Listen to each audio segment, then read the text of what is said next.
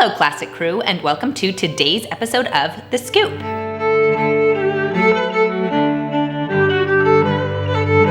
If you are new to my channel, here we talk about classic living and traditional values, and I would love if you would consider subscribing and hitting that notification bell. If you would like to become a subscriber to my Substack, where you'll get access to a ton of exclusive content, including my book club, my AV club, weekly articles, and access to the comment section for my podcast, make sure to head over to classicallyabby.substack.com. So if you didn't know, The Scoop is our opportunity just to catch up and see how everybody's doing. I'm sharing a little bit about me. I like to hear a little bit about you in the comments. Let me know what you've been up to, and then also just kind of chat about what's going on in the world, on Twitter, whatever else is happening. So make sure to grab a cup of coffee, a cup of tea, get cozy, and let's get into it. So I've got my cup of coffee here. It's delicious. I'm using a new coffee creamer from Coffee Mate that is plant-based because basically I'm lactose intolerant. I ignore it sometimes when I really want something, but for the most part, like, creamers really hurt my stomach, so plant-based creamers are better for me. And this one is oat milk and almond milk, and it's delicious. But in any case, the big news is that Mr. Baby is crawling. He is on the move. He doesn't like his little playpen anymore. He wants to be able to go anywhere and everywhere. He's chasing shoes. He's chasing things that he shouldn't, but also he's playing with his toys. It's amazing. He is getting big so fast. He is gonna be 8 months on Saturday, so that's pretty cool. I can't believe he's already 8 months old. And also he went from army crawling to crawling like normally within the space of a week. And now he's starting to want to like cruise. He's getting there. He's gonna be there quickly, I think. So Mr. Baby's getting big really fast.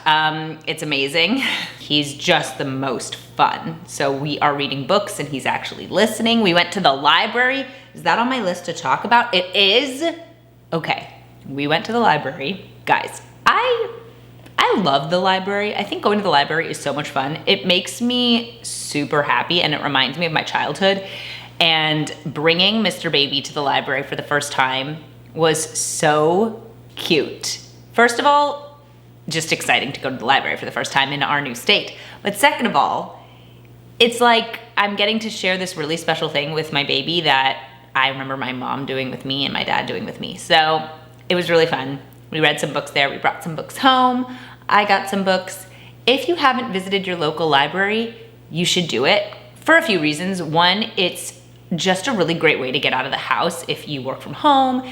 You don't have to spend any money. You can work from there, you can read there, you can chill there, and it's not, like, there's no overhead. So that's pretty cool. I am so excited. I can't wait to go back to the library. I also know that a lot of the friends in my community go to the library with their kids, so I should probably coordinate and we can like go there together because that'd be really fun. Let me know if you go to the library too. I'm also almost done with my 30-day challenge for yoga.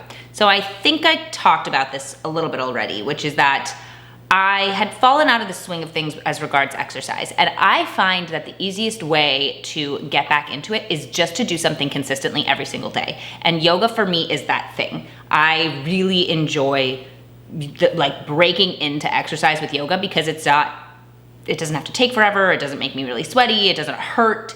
It's just kind of getting your body used to movement. And Yoga with Adrienne, who's on YouTube here, she does these 30-day challenges and they're like between 20 and 30 minutes every day. And I just really like them. So I'm on day 27 today, which I'm very stoked about because I made it through. I really did it every single day. I also did a walk every single day, like paired with it. And as soon as I'm done, my plan is I think I want to sign up for the Sweat app. So if you've used it, let me know in the comments, and start doing weightlifting exercises and stuff from home. Because if I can do like 20 to 30 minutes of exercise at home every day or every other day, then it's very doable for me. And I like exercising, I really like yoga, and now it's helping me transition back into like weightlifting. So that is that. I'd love to know if you've ever watched Yoga with Adrienne, if you've ever done yoga, or what kind of exercise you like to do. Let me know. I recently watched Little Women. Now, shameless plug for my AV club. My AV club, which is audio visual, is where we watch movies. We all watch them on our own, and then we discuss it as a group. And it is so fun. I've watched movies in a totally different way. My goal with my AV club was, number one, to do something that was a little bit more bite-sized, right? Because with a book club, that's a big investment. Not everyone has time to read a full book every month, but most people have time to watch like a 2-hour movie once a month.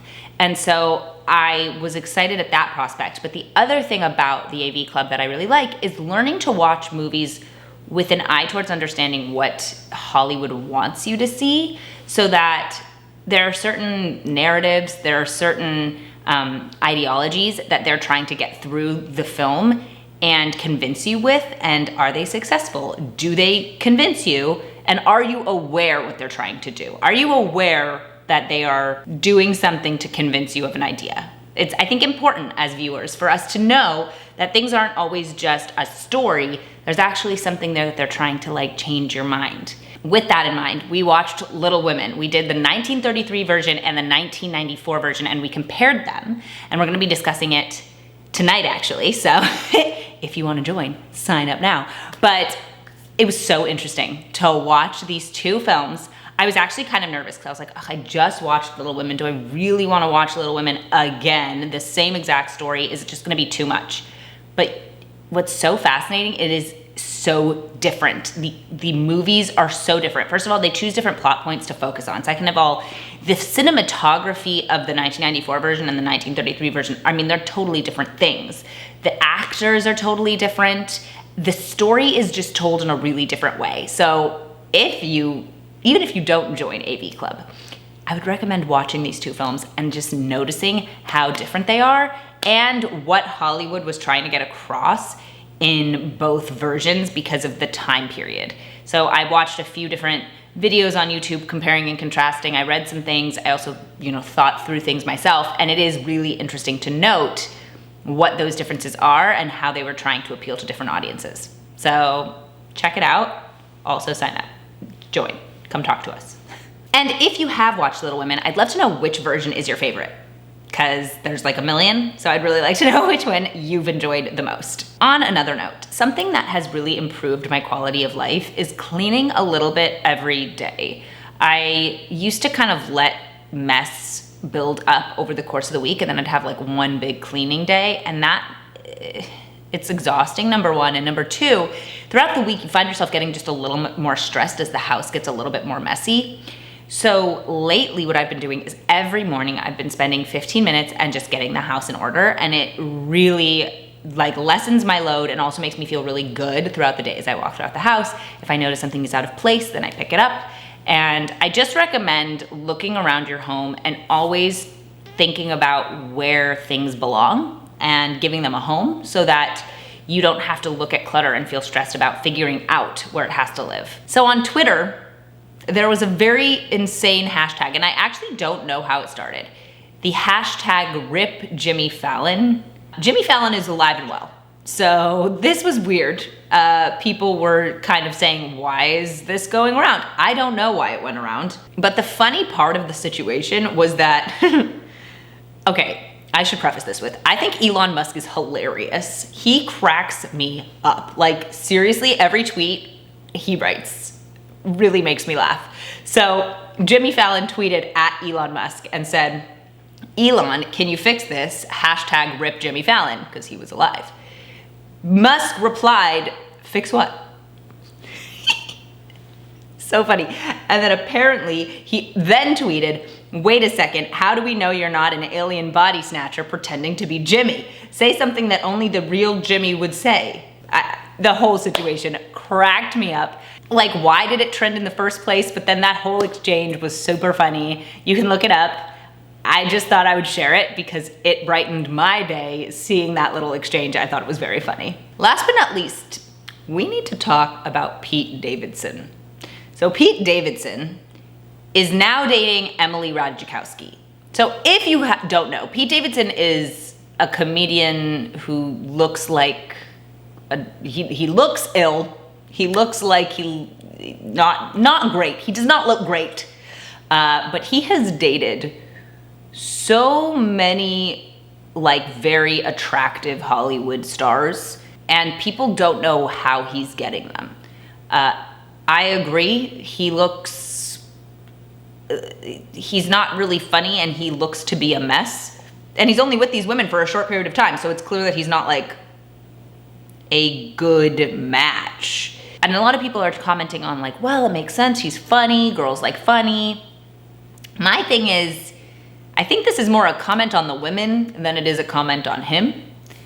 If you are willing to date a guy who clearly has some problems and has dated a lot of your compatriots, you need to have more self-confidence. Like, look for a guy who is going to have longevity, who wants to marry you, who wants to have children with you. Like, what is this relationship that he brings to the table? I don't know what he would bring to the table. It does not make sense to me. That's all I have to say. But it is interesting. Like, why? But there was a very funny tweet that I have to share. One of the things I saw, which made me laugh, was someone tweeted, "The best part of these Pete Davidson stories is they always pair an absolutely flawless photo of the girl with a shot of him that looks like he just got caught dumpster diving behind an Arby's." They're not wrong. So that is it for today's episode of The Scoop. I would love if you would consider subscribing and hitting that notification bell, and make sure to leave a comment down below. I really like hearing how you're all doing, and I really love reading the comments. If you're not already following me on Substack, make sure to head over there. And if you'd like to follow me on all social media, it's at Classically Abby, absolutely everywhere. Thank you guys so much for watching, and I'll see you guys in my next video. Bye!